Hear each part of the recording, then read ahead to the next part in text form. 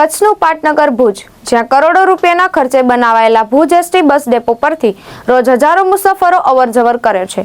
પરંતુ આ આધુનિક ડેપો બહાર નીકળતા જ મુસાફરો ગંદકી અને દુર્ગંધનો સામનો કરવો પડી રહ્યો છે.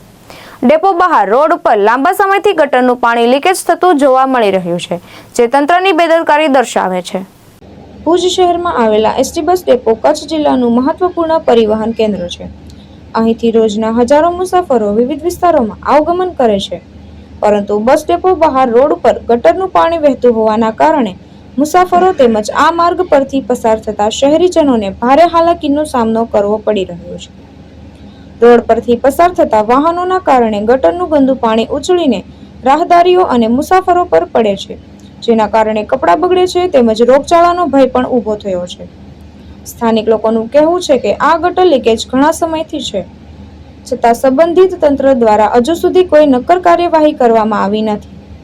સ્થાનિક નાગરિકો અને મુસાફરો દ્વારા માંગ કરવામાં આવી રહી છે કે આ ગટર લીકેજને વહેલી તકે બંધ કરવામાં આવે અને બસ ડેપો આસપાસ સફાઈ તથા યોગ્ય ડ્રેનેજ વ્યવસ્થા કરવામાં આવે, જેથી લોકોને રાહત મળી શકે. પ્રેમ દેવરિયા, દ્રષ્ટિકોણ ન્યૂઝ, કચ્છ, ભુજ.